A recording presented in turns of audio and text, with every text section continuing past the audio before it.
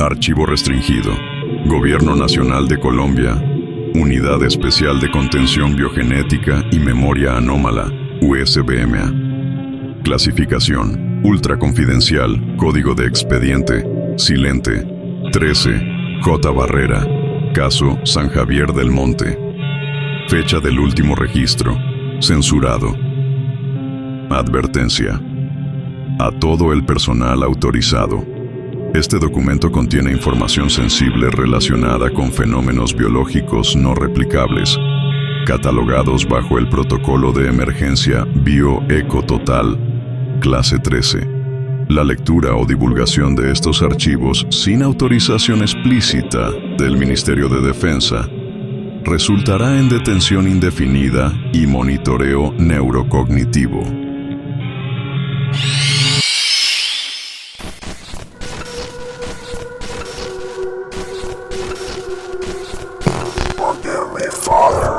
No deberías de estar aquí. San Javier del Monte, un pueblo enclavado entre las nieblas eternas de los Andes colombianos, parecía dormido en el tiempo. No salía en los mapas actuales, aunque las historias lo mantenían vivo en boca de los viejos y en los murmullos que cruzaban la selva como hojas arrastradas por el viento.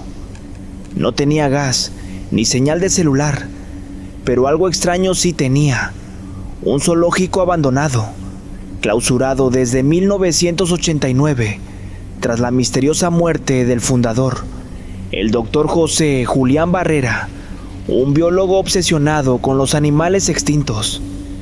Los niños jugaban cerca de las rejas oxidadas, que crujían con cada brisa como si quisieran confesar algo. A veces, contaban que desde las jaulas vacías salían susurros. Otros decían haber visto sombras con garras o plumas que no correspondían a ninguna especie actual. Aquel enero de 2025, el mundo entero estaba hablando de un avance científico sin precedentes: la desextinción. Laboratorios en Brasil, México y Argentina habían logrado revivir genéticamente especies que habían desaparecido hacía décadas, incluso siglos. La lista incluía desde el guacamayo azul hasta el jaguar de los Andes, pero también se rumoreaba que estaban trabajando en cosas más grandes, más antiguas, más imposibles. Fue en medio de esa euforia global que un grupo de científicos llegó a San Javier del Monte. No venían con cámaras ni periodistas, no buscaban aplausos, solo trajeron un camión blindado, generadores y una jaula envuelta en lonas negras. Al frente iba una mujer de piel morena y mirada helada, la doctora Elvira Laverde, genetista colombiana que trabajaba para una organización llamada COHAT. El doctor Barrera tenía razón, le dijo a la alcaldesa en voz baja. Aquí hay restos únicos, ADN no catalogado, animales que nunca debieron existir, pero que ahora pueden volver. La alcaldesa, una mujer supersticiosa, se santiguó. En San Javier se creía que los animales extintos eran guardianes del mundo de los muertos, y traerlos de vuelta era romper la línea, pero el dinero que ofrecían era demasiado, y la presión del gobierno era más fuerte. Una semana después, las jaulas oxidadas del viejo zoológico estaban restauradas. Paneles solares iluminaban el lugar por las noches, y desde entonces algo cambió en el aire. Los perros del pueblo dejaron de ladrar. Los pájaros ya no cantaban en la madrugada, y una madrugada, una niña desapareció cerca de la jaula más grande, la que antes era para felinos. Solo encontraron su osito de peluche y marcas, garras enormes, pero que no correspondían a ningún animal vivo. La doctora Laverde se limitó a observar el rastro en el barro. Sacó su libreta y anotó: el tlacoleo no debería cazar con esta precisión. Este no es el mismo animal que creamos. Algo más vino con él. Cuando el sol se ponía sobre San Javier del Monte, no se escondía con colores cálidos. Se apagaba de golpe, como si el cielo cerrara los ojos. Era esa clase de oscuridad la que acompañaba a la doctora Elvira Laverde mientras abría una puerta herrumbrosa en la antigua casa del doctor José Julián Barrera, el fundador del zoológico. El lugar llevaba cerrado casi 40 años, pero la cerradura se abrió como si hubiese estado esperándola. Dentro, el aire olía a naftalina, humedad y algo más, algo animal. En el escritorio de roble, cubierto de polvo y telarañas, encontró un cuaderno con tapa de cuero rajada. En él, el doctor Barrera había escrito con letra temblorosa, obsesiva, páginas enteras llenas de notas, fórmulas, mapas y dibujos que parecían sacados de un delirio febril. En la primera hoja decía: los animales que desaparecen no mueren, se esconden, sueñan, esperan. El problema no es traerlos de vuelta. El problema es recordar por qué se fueron. Elvira pasó las páginas con creciente inquietud. Barrera había viajado a la selva del Chocó, al altiplano de Perú, a la Patagonia Argentina, recolectando restos genéticos de animales que oficialmente no habían sido registrados. Criaturas que aparecían en leyendas indígenas, en códices olvidados, en canciones de cuna que advertían a los niños que no se acercaran al bosque de noche. El león fantasma del páramo, decía un dibujo con forma felina y ojos que no eran de este mundo. El cóndor de 4 alas, anotado junto a un mapa de Cundinamarca, y el que más se repetía, en páginas enteras manchadas con tinta corrida: el silente. Lo vi una vez en los ojos de un tapir moribundo. El silente vive dentro del ADN. No es animal, no es espíritu, es el eco del hambre original. Elvira cerró el cuaderno y lo guardó bajo su chaqueta. Esa noche no durmió. Tampoco lo hicieron los habitantes del pueblo. En la madrugada, los generadores del zoológico se apagaron de golpe y el sistema de seguridad cayó por completo. En la jaula más grande, la que supuestamente contenía un clon del tilacoleo, un león marsupial australiano extinto hace miles de años, solo quedaban barro, sangre y una reja retorcida como si la hubiese arrancado una criatura inteligente. Pero lo peor no fue eso. Al amanecer, los científicos encontraron que el animal no había escapado. Había abierto otras jaulas, y en el centro del zoológico, grabado con garras sobre el cemento, alguien o algo había escrito una sola palabra, en letras grandes, irregulares: volver. La voz del tapir.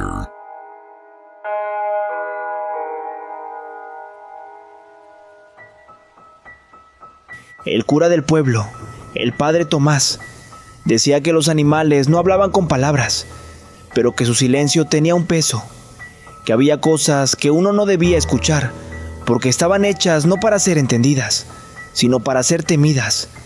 Esa mañana en San Javier del Monte, el silencio pesaba más que nunca. El zoológico estaba sellado por orden del gobierno, pero el miedo ya se había filtrado como agua sucia por cada rincón del pueblo. 3 jaulas abiertas, 2 científicos desaparecidos y una patrulla de la policía rural que jamás regresó tras acercarse al cerro detrás del recinto. Lo único que quedó fue una grabación de radio, distorsionada y entrecortada. La última frase reconocible era: pero si no tiene ojos, Dios mío, no tiene ojos. Luego ruido blanco y después algo que no parecía voz humana, un sonido grave, como el eco de una montaña que respira. Mientras tanto, Lucía Barrera, nieta del doctor José Julián Barrera, había vuelto a San Javier tras enterarse por la televisión de los experimentos del gobierno. No pisaba ese pueblo desde los 6 años, cuando sus padres murieron en un accidente de carretera, o eso le dijeron. En realidad, había escuchado otra versión entre susurros de pasillo, que desaparecieron en el zoológico. Ahora tenía 23, era estudiante de biología en Medellín, y lo primero que sintió al llegar al pueblo fue la mirada del bosque, como si los árboles supieran algo. Esa noche, impulsada por una mezcla de miedo, curiosidad y algo más profundo, memoria genética tal vez, fue hasta la casa de su abuelo. Encontró el cuaderno que Elvira había dejado sobre la mesa, abierto en una página rota. Ahí estaba el dibujo de un tapir, pero tenía algo raro en los ojos, como si dentro de ellos se ocultara un rostro humano. Y entonces escuchó una voz. No venía de la casa, venía desde dentro de su cabeza. Una voz gruesa, pausada, antinatural. Tú eres sangre de Barrera. Él me vio. Él me soñó. Ahora tú me vas a recordar. Lucía se desplomó, convulsionó durante 30 segundos y cuando despertó estaba en el bosque. No recordaba cómo llegó, solo que el tapir del dibujo estaba ahí, frente a ella, pero no era un tapir. Tenía piel, sí, tenía colmillos, sí, pero lo que tenía en lugar de ojos era un vacío giratorio, como si el universo se curvara hacia adentro. Y entonces habló. No movió la boca, no tenía cuerdas vocales, solo proyectó palabras dentro de su cráneo, con la voz del abuelo. El silente no vino de los huesos, vino del recuerdo, y nos está usando a todos para renacer. Lucía gritó, o creyó hacerlo, porque no salió sonido de su boca. Se había quedado muda, y del cuello hacia abajo, algo en ella se estaba transformando. Lucía despertó en su cama, empapada en sudor, las manos manchadas de tierra, los pies llenos de hojas secas. No recordaba cómo volvió a casa, solo sabía una cosa: el tapir hablante no fue un sueño, o al menos no uno normal.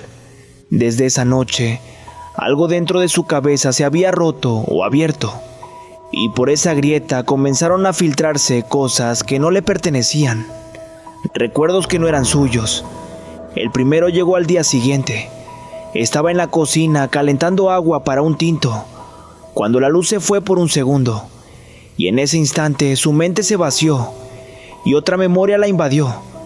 Era de noche, año 1972. El doctor José Julián Barrera, su abuelo, estaba en la selva de Guainía, con una linterna, grabadora y una caja metálica. Llevaba semanas siguiendo una criatura que los indígenas del lugar llamaban Kaira, que significa el que no deja eco. La grabadora reproducía su voz temblorosa. No hace ruido al moverse, ni al respirar. Es como si la selva se detuviera cuando aparece. No es ciego, no tiene boca, pero me está mirando. Sé que me entiende. Y entonces, desde los árboles, un par de ojos sin pupilas se abrieron como hendiduras brillantes. No tenían forma humana ni animal, eran geometría viva, y la linterna se apagó. Lucía cayó de rodillas en su cocina. Sangre salía de su nariz, pero su cuerpo seguía firme. Estaba experimentando la memoria genética. Lo entendió instintivamente. El silente no solo había entrado en ella, había despertado en su sangre una conexión intergeneracional. El segundo recuerdo llegó en sueños. Estaba en el laboratorio privado del zoológico, viendo a su abuelo más viejo, demacrado, escribir frenéticamente mientras bebía trago barato. Tenía el rostro hundido, como si le faltaran años de sueño. En el vidrio frente a él, una criatura dormía en un líquido amniótico. Parecía un oso o un gato, pero no tenía rostro, solo un espacio donde las emociones se deformaban, como una pantalla de agua. No lo cloné, lo liberé. Estaba atrapado en los restos de una cáscara animal. Usé el ADN como una llave y abrí algo que no debía abrir. Lucía despertó gritando. En su espejo, algo la miraba por encima de su hombro. Una silueta alta, difusa, con extremidades mal formadas. Pero cuando volteó no había nadie. Lo más aterrador vino después. Al revisar su cuello, vio una marca nueva, una espiral negra, como tatuada bajo la piel. Al día siguiente fue al zoológico. Quería confrontar a Elvira la Verde, pero los militares que vigilaban la zona ya no eran los mismos. Tenían los ojos enrojecidos, hablaba muy poco, y uno de ellos murmuraba una frase constantemente mientras miraba al cielo. Ya están despiertos. Ya están despiertos. Lucía comprendió algo terrible. El silente no era un animal, era una conciencia atrapada, y su abuelo había sido el primero en oírla. Ahora ella también podía, y en su mente, como un eco que no se callaba, una frase regresaba una y otra vez. Tú eres mi jaula y también mi puerta. El zumbido de las bestias.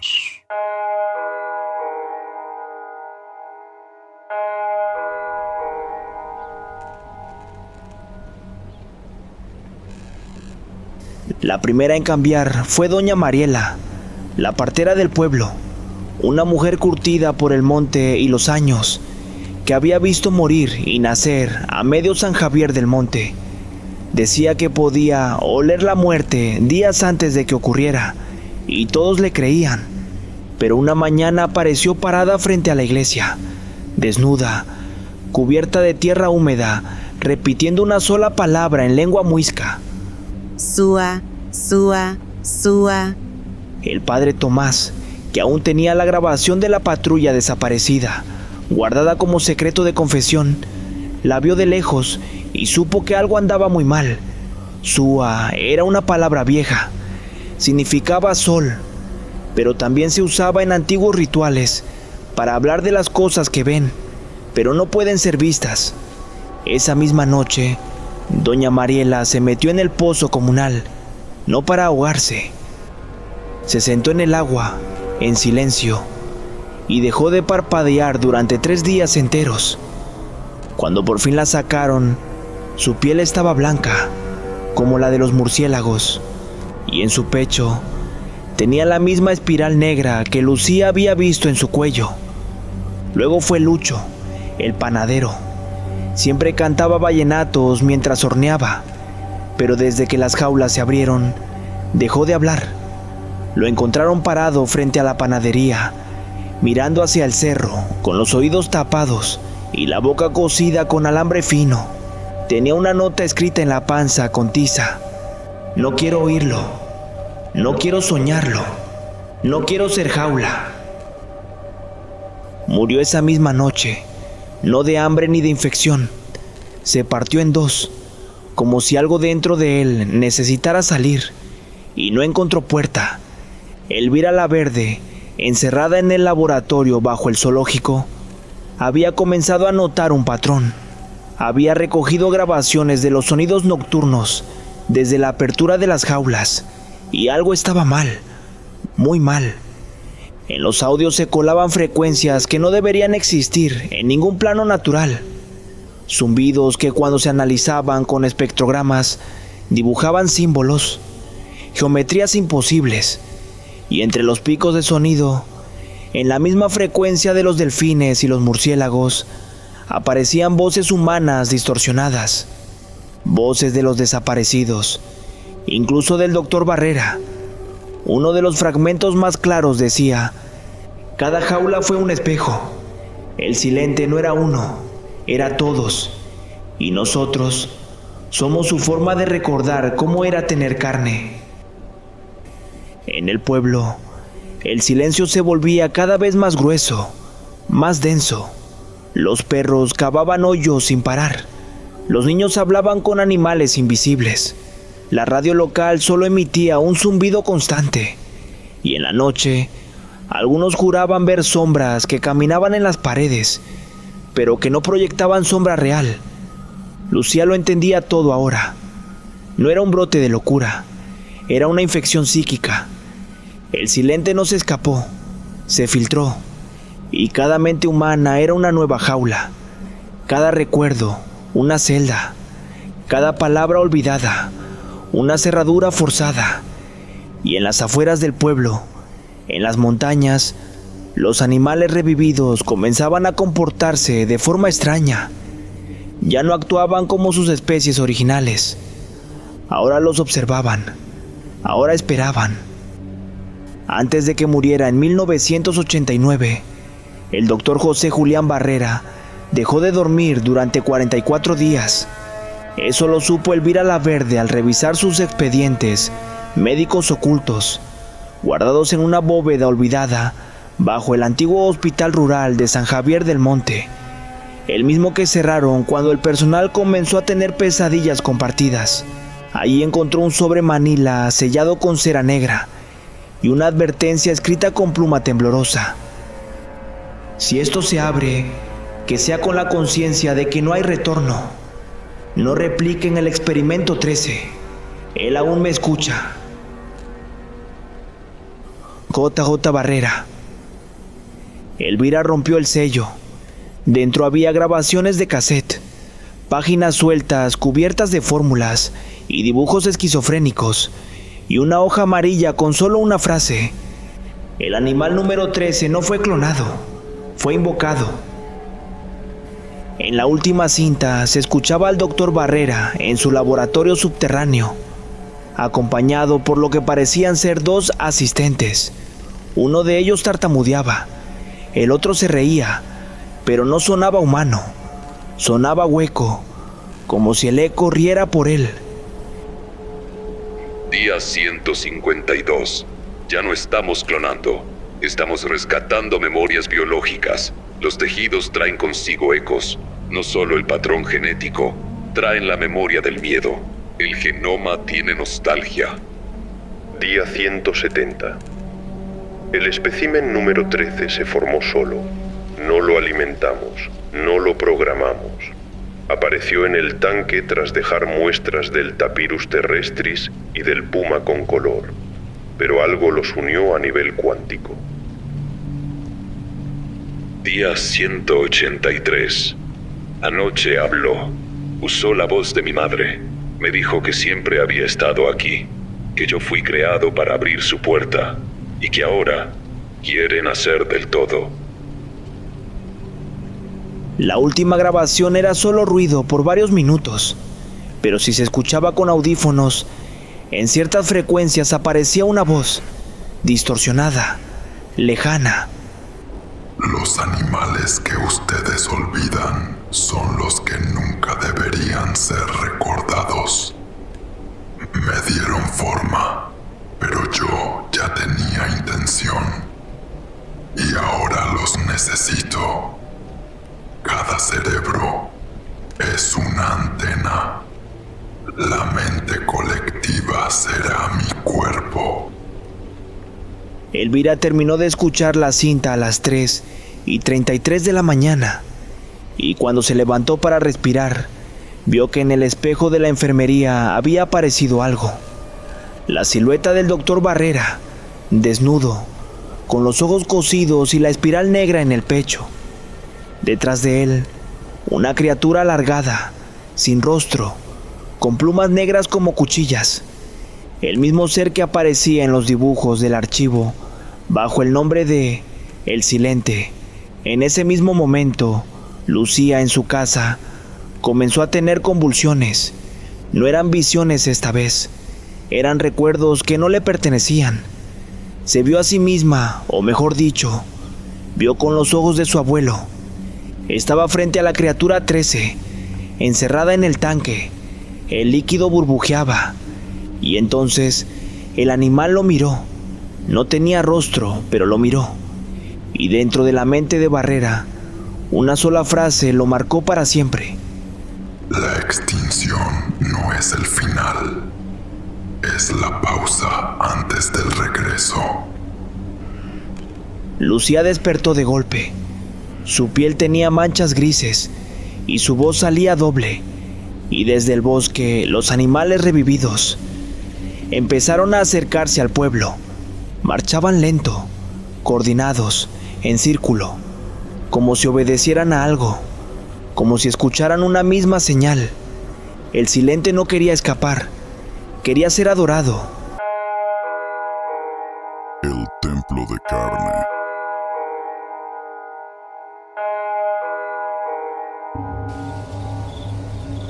La noche se había detenido, no en el cielo, sino en los cuerpos. En San Javier del Monte, la gente caminaba por las calles como sonámbulos, con los ojos abiertos pero vacíos, la piel pálida y los labios moviéndose sin emitir sonido. Parecían rezar o invocar. Y al centro de todo, en las ruinas del viejo zoológico, la criatura 13 esperaba. Lucía avanzaba hacia ella. No sabía cómo había llegado hasta ahí. Tal vez caminó, tal vez soñó su camino, pero estaba allí, con los pies descalzos y las manos temblando, sosteniendo el cuaderno de su abuelo. Delante de ella, el tanque de contención había estallado, y lo que quedaba era un cráter humeante con sangre seca en sus bordes. En medio del cráter, la criatura 13 se alzaba. No caminaba. Flotaba apenas unos centímetros del suelo. Era una mezcla imposible de huesos que se doblaban, plumas que goteaban sombra y una piel que respiraba como si fuera un pulmón expuesto. No tenía rostro, pero su presencia llenaba el aire de voces ajenas. Cada paso que daba Lucía, escuchaba una memoria. Mamá, tengo miedo. ¿Dónde está papá? Corre, Lucía, corre. Él nos vio primero. El silente no necesitaba hablar. Usaba la memoria para comunicarse. Y dentro de ella, Lucía vio la verdad. Años atrás, sus padres no murieron en un accidente de carretera. Ellos habían sido parte del proyecto secreto de Barrera. Eran sus asistentes, los que grababan, los que medían. Fueron los primeros en ver al silente moverse dentro del tanque, antes de tener cuerpo. Y también, los primeros en ser devorados por la criatura sin ser tocados. El silente no los mató con garras ni dientes. Los absorbió por dentro. Se metió en sus memorias. Los borró desde dentro, hasta que solo quedó una cáscara vacía que caminó hacia la selva y desapareció. Lucía cayó de rodillas y la criatura flotó hacia ella, como si la gravedad no tuviera poder sobre su forma. Eres la última jaula. Llevas la llave de mis recuerdos. Ábreme. Sé mi carne. Sé mi templo. Lucía sintió que su piel vibraba. Las marcas en su cuello se encendieron como brasas. Y por un instante, vio cómo sería si decía que sí. Su cuerpo se partiría. De su pecho saldría otra cosa. Su rostro quedaría atrás, colgando como una máscara. Y el silente tomaría control de todas las cosas revividas. Usaría su forma para nacer completamente en el mundo humano. Pero entonces, algo brilló entre sus dedos. El cuaderno de Barrera. Había una página que nunca había leído, oculta bajo otra. Si lees esto, es porque ya lo estás oyendo. No puedes destruirlo, pero puedes hacer lo que él nunca espera: negarle el recuerdo. Olvídalo, Lucía. Borra su nombre. El silente vive donde hay memoria. No lo recuerdes. No lo repitas. Que se pierda como sombra sin eco. Esa es la única jaula eterna. Lucía gritó, no con voz, con voluntad. ¡Te niego! Y en un acto de total entrega, empezó a olvidar. Borró su propio nombre, el de su abuelo, el de su madre, el de la criatura. La espiral negra en su pecho comenzó a deshacerse. El silente a aullar sin boca, encogiéndose. Las criaturas que marchaban en el pueblo se detuvieron, Confundidas, el templo de carne se derrumbaba, porque sin mente humana que lo recordara, ya no tenía forma, ya no tenía hogar, ya no era nada. Lucía cayó al suelo con la mirada perdida. Su memoria era un hueco, pero estaba viva, o eso parecía. Desde la selva, un último susurro llegó, arrastrado por el viento. Mientras alguien me recuerde, algún día volveré. Tras los eventos del Templo de Carne, el gobierno encubre todo lo ocurrido. Los archivos de San Javier del Monte desaparecen.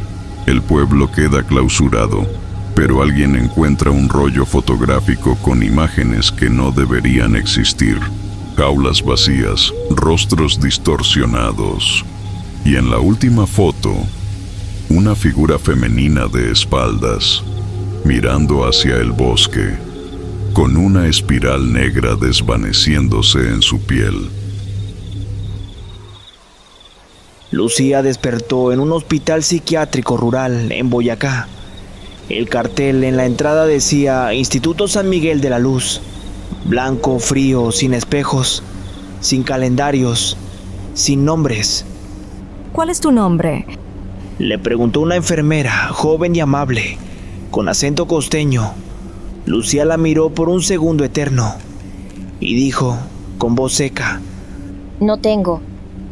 Tenía 24 años, pero su historial médico decía paciente NN aproximadamente, 20 a 25 años, encontrada sin identificación ni recuerdos cerca de una zona clausurada por el gobierno. Decía también, presenta episodios de amnesia selectiva, visiones auditivas y estados de trance con vocalizaciones en lenguas muertas. Pero eso no era todo. Cada noche, los monitores de su habitación se apagaban durante exactamente 3 minutos y 33 segundos. Durante ese tiempo, las cámaras captaban distorsiones.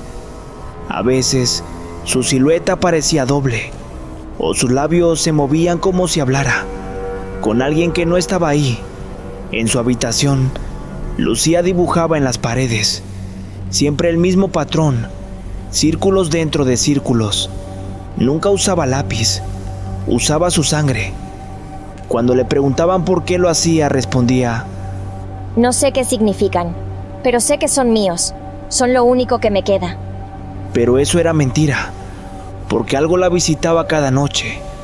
No una criatura, no un espíritu, una presencia, una idea maldita que sobrevivía a pesar del olvido, un eco sin fuente. Una noche soñó con una versión distinta del zoológico. No era ruina, era templo. Las jaulas eran altares, y los animales no estaban encerrados, estaban orando. En el centro, ella, no como Lucía, como algo nuevo. Su rostro era una máscara blanca sin rasgos, y en su pecho, la espiral negra había vuelto, pero ya no brillaba, latía. Al despertar, había sangre en su almohada y en el espejo del baño, que no debía reflejar nada porque estaba cubierto con plástico. Apareció una frase escrita desde dentro del vidrio: No puedes olvidar lo que fuiste hecha para recordar. Lucía gritó, por primera vez en semanas, pero nadie la oyó, porque en ese instante todo el personal del psiquiátrico estaba congelado, con los ojos en blanco, repitiendo la misma palabra sin emitir sonido audible. Volver. Volver. Volver. Y desde los cerros, donde una vez se alzaba San Javier del Monte, una nueva criatura abría los ojos. No era el silente original, era una versión más perfecta, más adaptada, más humana, porque Lucía sin memoria se había convertido en su profeta sin saberlo. Una jaula vacía con las llaves oxidadas, aún en su interior. Afuera del Instituto San Miguel de la Luz, el mundo seguía su curso. Autos, celulares, noticieros, vidas rápidas y superficiales. Nadie hablaba de San Javier del Monte. Nadie recordaba el nombre del doctor Barrera. Nadie sabía quién era Lucía. Pero el olvido no es protección cuando algo se mete debajo del pensamiento. Cuando lo que buscan hacer no se alimenta del cuerpo, sino de la mente colectiva. El primer brote fue en Bogotá. Un joven grafitero comenzó a pintar espirales negras en los muros del barrio Chapinero sin saber por qué. Decía que los veía en sueños, que alguien lo guiaba. Dijo que en sus sueños una mujer sin rostro le hablaba con una voz de miles. Dibújame, recuerda mi forma, llámame por lo que soy, el hambre que piensa, el eco con forma. Pocos días después, la ciudad comenzó a tener apagones aleatorios a las 3:33 de la mañana. Las cámaras de seguridad fallaban. Los animales callejeros se quedaban mirando a las paredes por horas, como si vieran algo que los humanos no podían.